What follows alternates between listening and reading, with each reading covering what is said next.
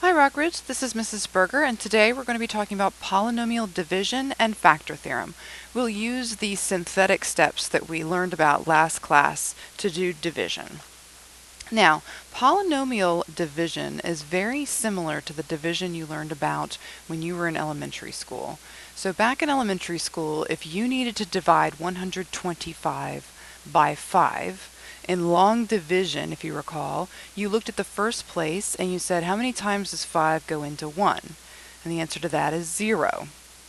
And then you said, how many times does 5 go into 12? And you said, well, 5 goes into 12. If I multiplied it by 2, I would get 10. And then I had to subtract that 10 from the 12 from above and leave a remainder of 2. And then if you recall, you move to the last place here, and you bring that 5 down, and you say, how many times does 5 go into 25? It goes in 5 times. And you said 5 times 25 is 25, so you had a remainder of 0. So those steps are very similar to the steps we use in polynomial long division. Very, very similar steps, just slightly more complicated. The first thing we need to do is get this polynomial in power order and put any 0 placeholders in that we need. So let's get it in power order. 4x to the third. I don't have an x squared term, so I would put 0x squared minus 3x plus 5. And I'm going to divide that polynomial by 2x minus 3. Now, much like what we did in elementary school, we take a look at what would we multiply 2x by in order to get 4x cubed. Hopefully you said, well, I would multiply 2x squared by 2x to get 4x cubed.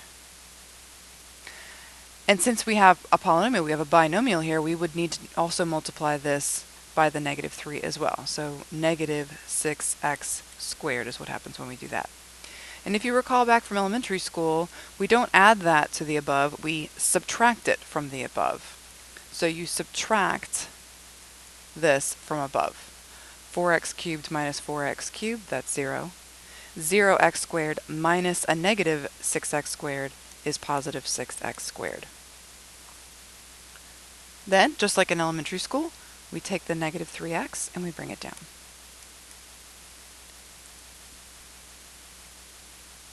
Now, how many times would I have to multiply 2x by in order to get 6x squared?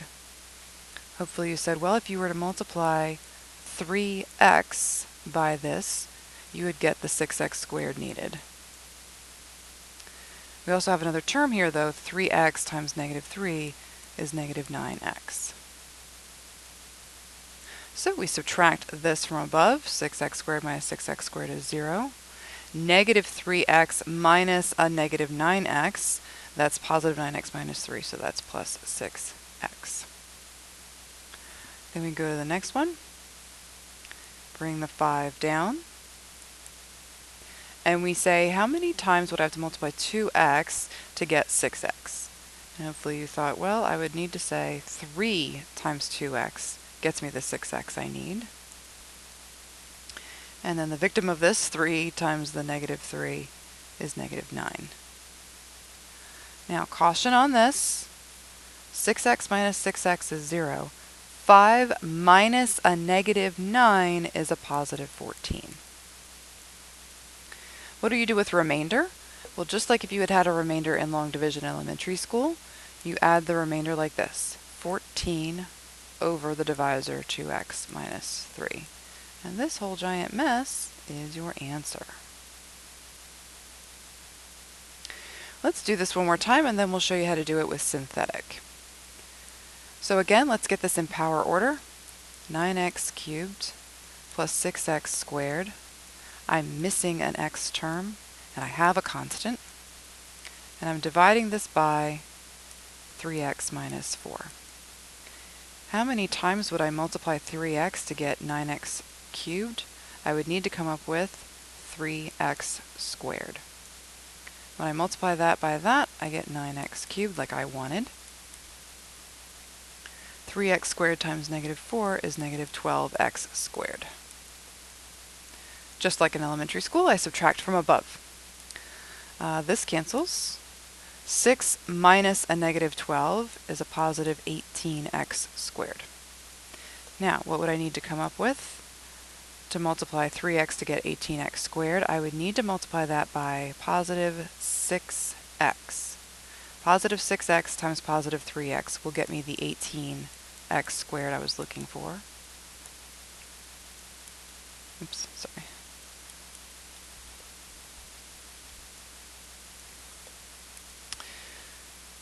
And when I multiply 6x times the negative 4, I have a negative 24x. These cancel. 0x's minus a negative 24x will give me a plus 24x. Let's bring down that last term, negative 30. What would I multiply 3x by to get 24x? Hopefully you came up with plus 8. 8 times 3x is that 24 I needed. 8 times negative 4 is negative 32. These cancel. Negative 30 minus a negative 32 leaves me with a remainder of 2. So plus 2 over 3x minus 4. So that's what happens when you divide one polynomial by another. Now, these are the mechanics of what polynomial long division and polynomial division looks like. We're going to show you synthetic division, which will help make this process a little simpler, but the result is still the same. So we have a faster, simpler method for doing these divisions. Again, let's get everything set up using our synthetic little half rectangle. Remember, we grab the coefficients and we leave 0 placeholders for anybody that is missing.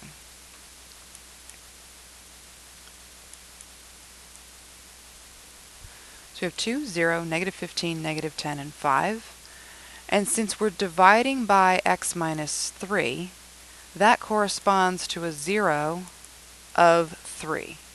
So the 0 of 3 is what we put here. The steps of polynomial synthetic division are very similar to the steps of polynomial synthetic substitution.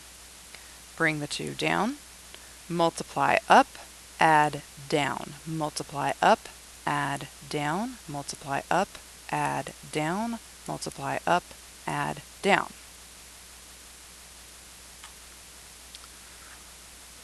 Go ahead and check and make sure all your signs are correct, because remember, if you mess up anything in between here, you mess up everything that comes after. So make sure you take your time, a lot more time than I just did, to make sure that you have all your signs correct and your adding and multiplying has been done correctly. Now, instead of circling the 2 as our final answer, as we did in polynomial synthetic substitution, dividing this polynomial by this binomial results in a polynomial of 1 degree lower. And these are our coefficients that we just got.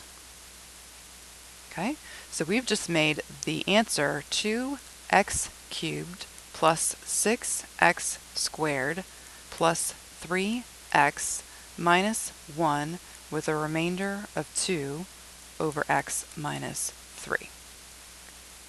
So we just did the long division using the synthetic tool. If you're having a hard time understanding why we have something to the 3rd degree when we started with something to the 4th degree, think of it this way. If you were dividing x to the 4th by x to the 1 power, you should have something that results in an x to the 3 power. Okay, so we always drop the degree by 1. When you're dividing an x to the 4th power by an x to the 1 power, you would take the 4 minus the 1, and that would be the highest power on your answer.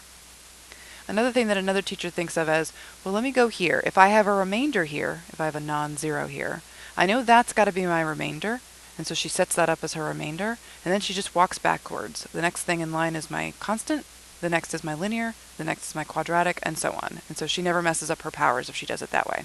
Either way is fine. Let's do this again with number 4. So divide this polynomial by x plus 2. Remember that x plus 2 is a 0 of negative 2. So in our setup, negative 2 is what goes here. We have a coefficient of 1, then 5, then 5, then negative 2. Bring the 1 down. Multiply up, add down, multiply up, add down, multiply up, add down. Notice that we have a 0 remainder, so we don't even need to write the remainder term. Drop the degree by 1, and these are the coefficients of your answer.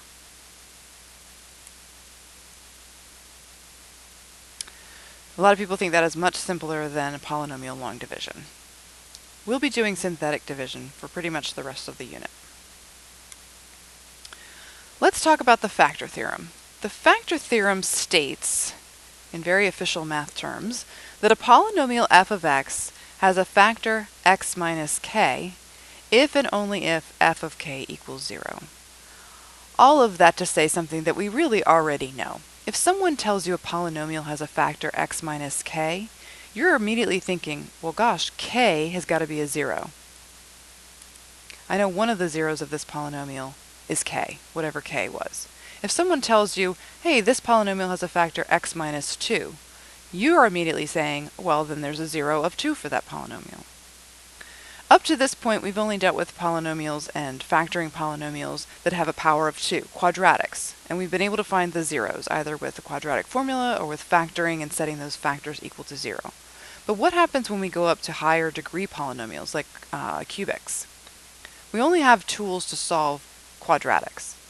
But if someone tells us one of the zeros, or one of the factors, we'll be able to get down to a quadratic and then use our quadratic tools to further factor them. So let's see how that works. You might be given a problem like this. F of x is this polynomial. And then you're handed a nice little present. Hey, k equals negative 2, meaning one of the factors is x plus 2. If you know one of the factors, you could divide this polynomial by this factor and figure out what the remaining polynomial is, what the remaining quadratic is. So let's do that. Let's divide this by this factor. Remember, the 0 is what goes here, and the coefficients go here.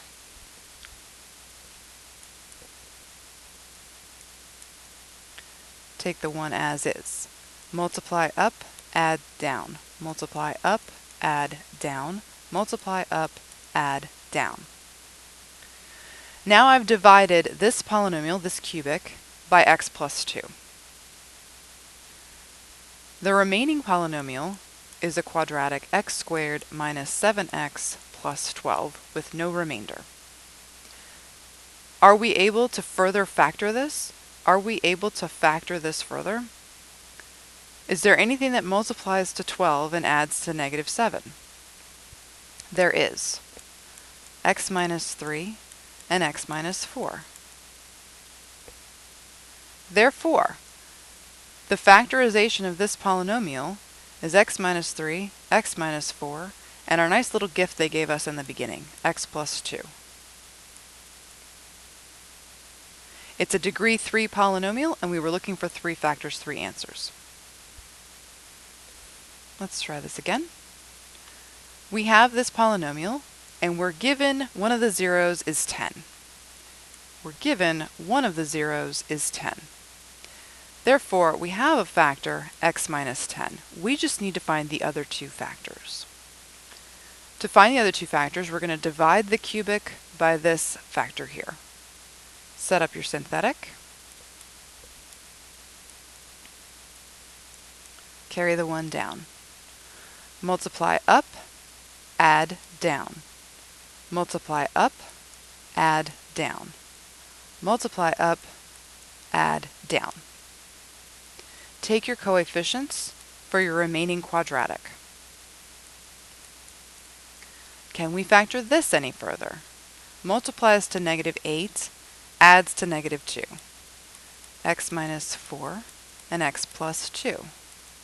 And then we have our gift factor that they gave us in the beginning, x minus 10. Those are the 3 factors of this polynomial. For sake of keeping the video as short as possible, I'm going to leave long division as a practice for you to do on your own. The key is available online on Vision. Let's jump to the other group practice. Let's jump to synthetic division for number 3. Now we have a degree of 5. We can still divide degrees of 5. It's not a problem at all. We just take everything in order. So we have a coefficient of 4. We're missing the degree of 4 term. We have a coefficient of negative 30. We're missing a degree of 2 term, a negative 50, and a negative 2. Since we're dividing by this factor here, this x plus 3, we have a 0 of negative 3, and the 0 is what goes to the left of the polynomial, the synthetic table. Bring the 4 down. Multiply up, add down. Multiply up, add down. Multiply up, add down. Multiply up, add down. Multiply up, add down.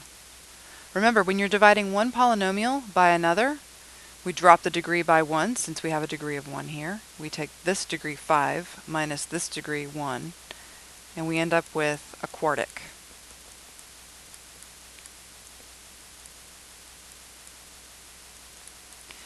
If I did the synthetic division too quickly for you, please do pause the video and go back through it and make sure that you did those steps correctly. A lot of times there's some simple mistakes that happen. Multiplying or adding incorrectly, or the negatives times the negatives, or the negatives plus the negatives. That's definitely what I see go wrong the most, is something happens in the middle and then the end of it is all messed up. So please take your time. I know I'm going a little quickly through that, but the steps are multiply up and add down. All right, number 4 is stated somewhat differently, but I want you to understand that if someone asks you divide this polynomial by this, or if they ask you simplify this divided by this, we're asking you to do the same steps. Okay, so just because the wording or the instructions are different doesn't mean your steps are any different. X minus 4 has a 0 of positive 4. Our highest degree is 4, so the coefficient is 3, then negative 11. I'm missing my squared term, my quadratic. I've got my linear, I've got my constant. Bring the 3 down, multiply up, add down, multiply up, add down, multiply up, add down, multiply up, add down. Drop the degree by 1. A degree of 4 divided by a degree of 1 leaves me with a degree of 3.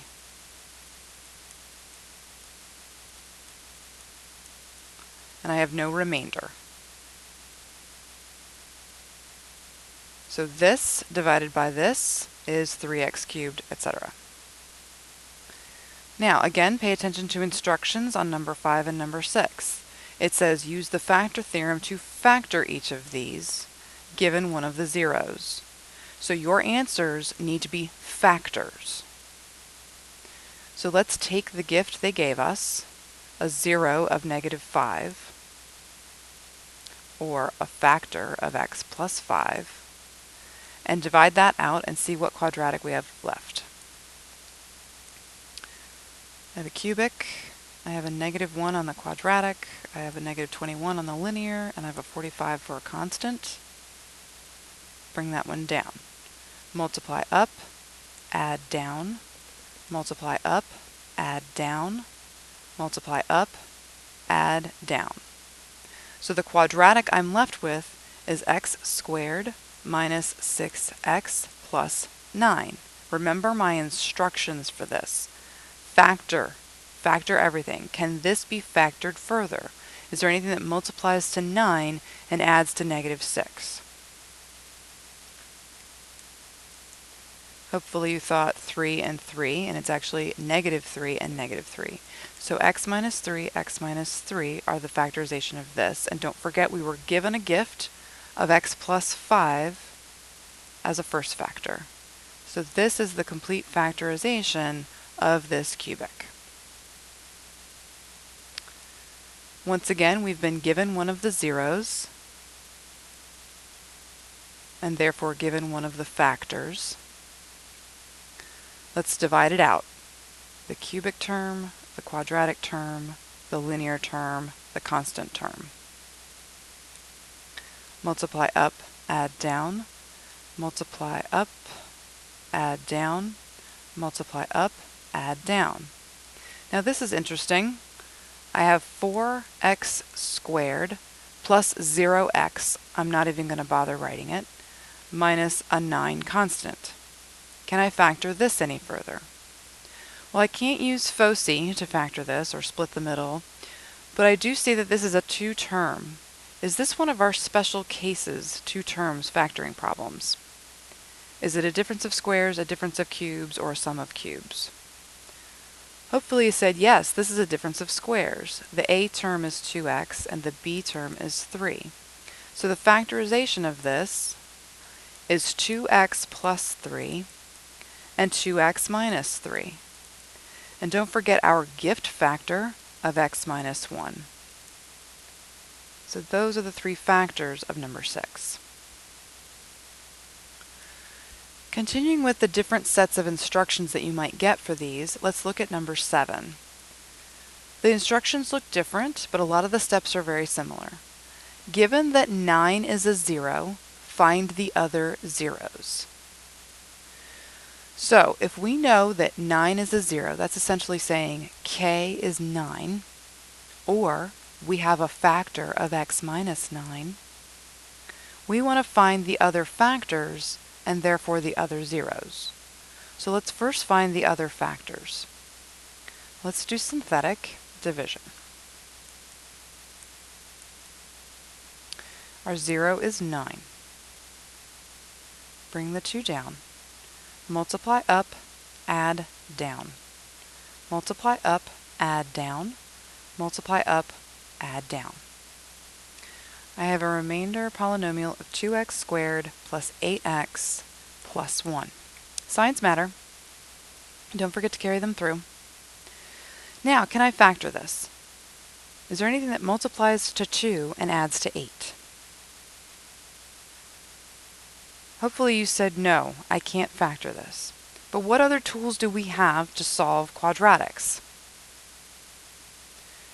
You definitely could do completing this square, or you could use quadratic formula. Let's go ahead and do quadratic formula for this. X is negative b plus and minus the square root of b squared minus 4 times a times c. Put that in a different order, I don't want to confuse you. A times c. All of that over 2 times a. Let's simplify this down. Negative 8 plus and minus the square root of 56 over 4. Now notice the remainder of this instruction. Leave your answer in simplest radical form. We must leave this in simplest radical form. We divide the 4 into the negative 8 and get a negative 2. We pull out the square root of 4 for this one, so plus and minus 2 times the square root of 14 over 4. Let's make sure we pull this 2 out of here as well. Negative 2 plus and minus the square root of 14 over 2. So these are the last 2 zeros. We use quadratic formula to find the last 2 zeros. The first given 0 was 9. And this being a cubic, we were expecting a total of 3 zeros. So we were given one of them as a gift. We used that to get down to a quadratic, and then we used a quadratic formula to find the last 2 zeros, and we left them in simplest radical form. So as you could see, we used very similar steps in the beginning, and then to finish off the problem, since we couldn't factor it, we had to use quadratic formula on that quadratic. All right. Let's take a look at number 8. Go ahead and enter this into your calculator, and let me show you something. If you're not given a 0 like we were in the last one, or when we were given k, you can use your calculator to pull a nice pretty 0 off and go from there. So go ahead and spend a little bit of time. You might want to pause the video. Spend some time entering this in your calculator, and then we'll take a look at the graph when you're finished.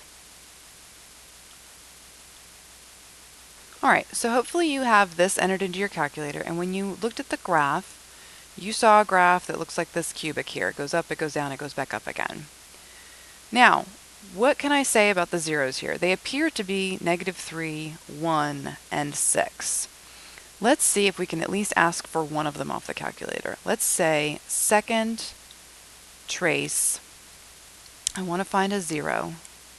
And I'm going to set the left bound over here to the left and the right bound over here to the right.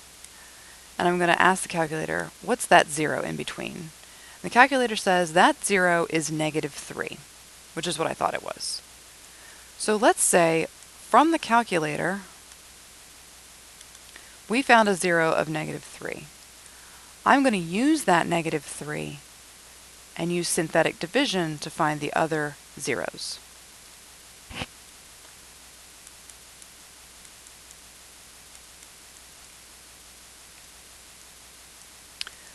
Take the one as is. Multiply up, add down. Multiply up, add down. Multiply up, add down. I'm left with the quadratic x squared minus 7x plus 6. Again, because I dropped the degree of 3 by 1 down to a 2. Now, we either have to use quadratic formula or factoring. Let's see if we can factor this. Anything that multiplies to +6 and adds to -7. Oh, thank goodness there is something that does that. I don't have to use quadratic formula. If I have -6 and, -1, sorry about that. If I have -6 and -1, I will multiply to 6 and add to -7. So what does that mean? I need to find zeros here. I found the factors. That means I have a corresponding 0 of 1 and 6. And the calculator gave me -3. So if we're not given one of the zeros, or the k, in the problem, we can ask our calculator, hey, what is one of the zeros that's a nice pretty number that I can use? Sometimes when you look at the calculator, only one of them is pretty, as I like to say, and all the rest of them are nasty little decimals. I would choose the nice pretty one, whether it be a -3 or a 2 or a 1 or a 0. I would use the pretty one to divide out and then get to a quadratic. And then surely you can use quadratic formula to get to simplest radical form. Because we're not going to hand your teacher a 0 that is a decimal. We're going to hand your teacher zeros that are in simplest radical form. So take the pretty one from the calculator or from the given statement in the problem and work down to something that you can either factor or use quadratic formula on. This concept definitely takes some practice, so go ahead and work on your independent practice number 48. It's got some review for direct substitution, synthetic substitution, long division, and synthetic division, as well as the factor theorem. So it's a great, great homework right before your quiz, and let your teacher know if you have any questions.